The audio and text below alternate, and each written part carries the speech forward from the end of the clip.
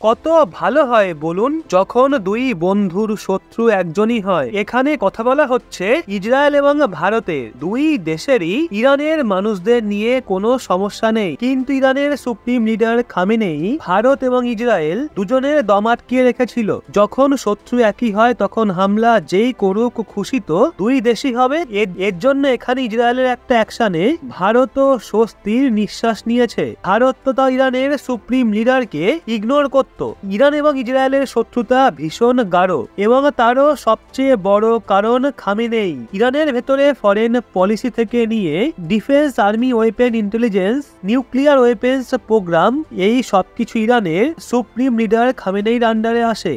অবশ্য খামেনেই কাশ্মীরের মামলায় ভারতকেও বহুবার টার্গেট করেছে, কিন্তু খামেনেই ইসরায়েলের জন্য অনেক বড় টার্গেট, ভারতের থেকেও বড়। রেফারেন্স স্বরূপ আপনাদের স্ক্রিনে রইল আর্টিকেলের স্ক্রিনশট। আসলে ইরান থেকে খবর বেরিয়ে আসছে যে ইরানের সুপ্রিম লিডার খামেনেই ভীষণ অসুস্থ হয়ে পড়েছেন, যার পর তাকে হসপিটালের ভেতরে লাইফ সাপোর্ট সিস্টেম মানে ভেন্টিলেটরে শিফট করে দেওয়া হয়েছে। নিউজ বেরিয়ে আসছে যে ইরানে একটা সিক্রেট মিটিং এ আয়াতুল্লাহ আলী খামেনেইর ছেলে মোস্তাবা খামেনেইকে সাকসেসর রূপে বেছে নেওয়া হয়েছে, যার মানে হলো এখন ইরানের নতুন সুপ্রিম লিডার আয়াতুল্লাহ আলী খামেনেইর ছেলে হবে। খামেনেইয়ের হঠাৎ এমন গুরুতর অসুস্থ হওয়ার কারণ বিষক্রিয়া বলা হচ্ছে। খামেনেইয়ের স্লো পয়জনিং হয়েছে। মনে করা হচ্ছে মোসাদের এজেন্ট অর্থাৎ আননোন ম্যানরা খাবারের মাধ্যমে খামেনেইকে এই স্লো পয়জন দিয়েছিল, যার পর খামেনেই সোজা চলে গেছে ভেন্টিলেটরে। এর একটা স্ট্রং রিজন এটাও মনে করা হচ্ছে কারণ ইসরায়েল ইরানের ভেতরে ঢুকে হামাসের চিফ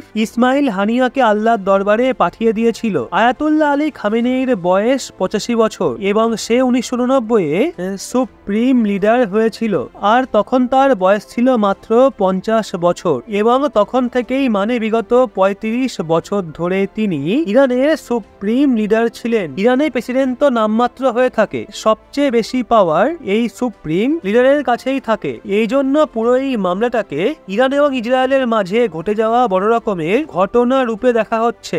এখন দেখার বিষয় এটাই খামেনেই কতক্ষণ লাইফ সাপোর্ট সিস্টেমে টিকে থাকেন। এবং নজর দেওয়ার মতো বিষয় হলো ইরান এই পুরো বিষয়টা নিয়ে অফিসিয়ালি কিচ্ছু বলছে না। ভারতের অ্যাঙ্গেল থেকে দেখলে খামেনেই টপকে গেলেও ভারতের জন্য ভালোই হবে, কেননা আজ থেকে কিছু মাস আগে সেপ্টেম্বরে খামেনেই একটা স্টেটমেন্ট জারি করে কাশ্মীরের মুসলমানদের তুলনা গাজা এবং মায়ানমারের রোহিঙ্গা মুসলমানদের সঙ্গে করেছিল আর বলেছিল বিশ্বের বাকি সব মুসলিমদের কাশ্মীরের মুসলিমদের সাফারিংকে অনুভব করা উচিত, আর তখনই গিয়ে তারা সত্যিকারের মুসলমান হবে। এটাই প্রথমবার ছিল না যখন খামেনেই কাশ্মীর মামলায় ভারতকে টার্গেট করে। এই খামেনেই বহুবার কাশ্মীরের মামলায় ভারতকে টার্গেট করেছে এবং ভারতের বিরুদ্ধে স্টেটমেন্টও দিয়েছে। এখন স্ক্রিনে দেখুন, এটা ইরানের চাবাহার বন্দর, যেটা স্ট্র্যাটেজিক্যালি ভারতের জন্য ভীষণ গুরুত্বপূর্ণ।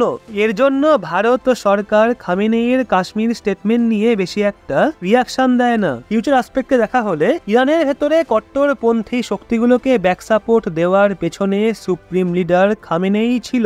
এর জন্য যদি খামেনেই ভেন্টিলেটর থেকে সোজা আল্লাহর দরবারে পৌঁছে যায় তো এটা পুরো রিজিয়নের জন্য পজিটিভ ডেভেলপমেন্ট হবে। এই খামেনেই চলে যাওয়ার পর ইরান আমেরিকা এবং ইরান ইসরায়েলের মাঝে নেগোসিয়েশনের দৌড় পুনরায় শুরু হতে পারে, কারণ বর্তমান সময়ে খামেনেই ইরানকে নিউক্লিয়ার পাওয়ার কান্ট্রি বানানোর জন্য পুরো জেদ ধরে বসেছিল।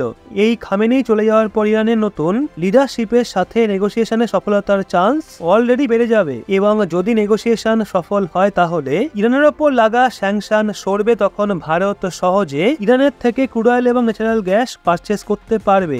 ইন্টারন্যাশনাল মার্কেট ইরানের ক্রুড অয়েল এবং ইরানের ন্যাচারাল গ্যাস আসায় দামটা অটোমেটিক্যালি কমে যাবে, যেটা ভারতের জন্য অনেক লাভদায়ক হবে। ওদিকে প্রধানমন্ত্রী নরেন্দ্র মোদী এমন একটা দেশে গেছেন যেখানে 17 বছর ধরে কোনো ভারতীয় প্রধানমন্ত্রী যাননি। প্রধানমন্ত্রী মোদী সেই দেশে পা দিয়েছেন যেটা ভারতের জন্য সবচেয়ে বেশি কূটনৈতিক এবং রণনৈতিক সম্পদ হতে পারে। এই দেশকে আফ্রিকার সৌদি আরব পর্যন্ত বলা হয়ে থাকে, কারণ এই দেশে তেলের বড় বড় ভান্ডার পাওয়া যায়। এই দেশটা আফ্রিকা মহাদ্বীপের 54টা দেশের মধ্যে সবচেয়ে শক্তিশালী এবং ধনী দেশ, আর এখন এই দেশটি ভারতকে আফ্রিকা মহাদ্বীপের বাদশাহ তৈরি করতে পারে। আসলে প্রধানমন্ত্রী মোদী গেছেন নাইজেরিয়া পুরো আফ্রিকান আফ্রিকান মহাদেশের মধ্যে সেই হীরা যাকে চীন দখল করতে চায়, কিন্তু এখন ভারত তার রাস্তায় কাটা হয়ে দাঁড়িয়ে গেছে। আফ্রিকান মহাদ্বীপে ভারত এবং চীনের সবচেয়ে বড় কূটনৈতিক যুদ্ধ শুরু হতে চলেছে। বন্ধুরা, আজকের এই ভিডিওতে আপনাদের বলবো কিভাবে নাইজেরিয়া এবং পুরো আফ্রিকান মহাদ্বীপ ভারতকে একটা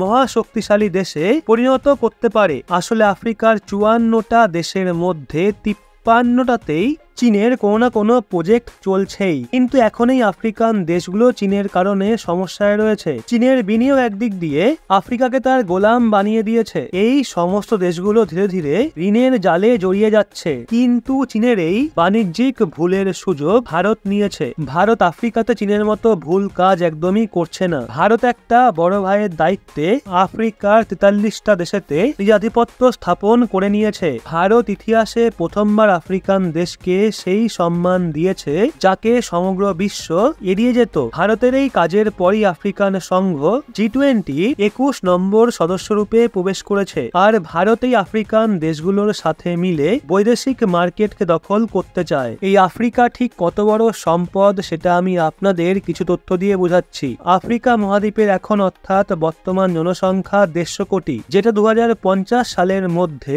250 কোটি হয়ে যাবে। আফ্রিকার বিভিন্ন দেশ ন্যাচারাল রিসোর্সের ভান্ডার। আফ্রিকান মহাদ্বীপে বিশ্বের সবচেয়ে বড় জনসংখ্যা রয়েছে। ব্যবসা বাণিজ্যের জন্য এরকম সুন্দর এবং বড় মার্কেট আর কোথাও পাওয়া যাবে না। এছাড়াও সংযুক্ত রাষ্ট্রে আফ্রিকা ব্লকের 25% ভোট রয়েছে। সংযুক্ত রাষ্ট্রেই 25% ভোট যদি কারো পক্ষে হয়ে যায়, তাহলে সেই দেশ বিভিন্ন প্রস্তাবকে পাশ করতে সক্ষম হবে, আবার ভেঙে দিতেও পারবে। সেনাবাহিনী এবং রণনৈতিক দিক থেকেও আফ্রিকার বিভিন্ন দেশ ভারতের জন্য যথেষ্ট গুরুত্বপূর্ণ। এই জন্য সম্পূর্ণ বিশ্বে আফ্রিকার মতো সুবর্ণ সুযোগ আর কোথাও পাওয়া যাবে না। ভারত এখন আফ্রিকাকে সঙ্গে নিয়ে মহাশক্তি তৈরি হতে চাইছে। আফ্রিকাতে ভারতের এই স্বপ্ন নাইজেরিয়া পূরণ করতে পারবে। নাইজেরিয়া ভারতের জন্য যথেষ্ট গুরুত্বপূর্ণ হতে পারে। আফ্রিকান মহাদ্বীপে ভারতের পরিস্থিতিকে মজবুত করা ছাড়াও নাইজেরিয়া আরো বিভিন্নভাবে ভারতের কাজে আসতে পারে। নাইজেরিয়া একটা তেল উৎপাদক দেশের সবচেয়ে বড় সংগঠন ওপেকের সদস্য। এছাড়াও নাইজেরিয়া ইসলামিক দেশের সবচেয়ে বড় সংগঠন OIC-র সদস্য। এই অবস্থায় ভারতের নাইজেরিয়া থেকে বড় কূটনৈতিক ফায়দা হতে পারে এবং এখন এই রণনীতির কারণেই প্রধানমন্ত্রী মোদী নাইজেরিয়া গিয়েছেন। যদিও আপনাদের বলে রাখি, নাইজেরিয়া প্রধানমন্ত্রী মোদীকে তাদের দেশের সর্বোচ্চ সম্মান grand commander of the order of the Nizar দিয়ে দিয়েছেন। প্রধানমন্ত্রী নরেন্দ্র মোদী বিশ্বের দ্বিতীয় ব্যক্তি যিনি এই অ্যাওয়ার্ড পেয়েছেন। এর আগে কুইন এলিজাবেথকে এই অ্যাওয়ার্ড দেওয়া হয়েছিল। ভেবে দেখুন তো একবার কত বড় সম্মান এটা ভারতের জন্য। নরেন্দ্র মোদী শুনে নাম ভাবলেন নাকি? নাম নয়, ব্র্যান্ড।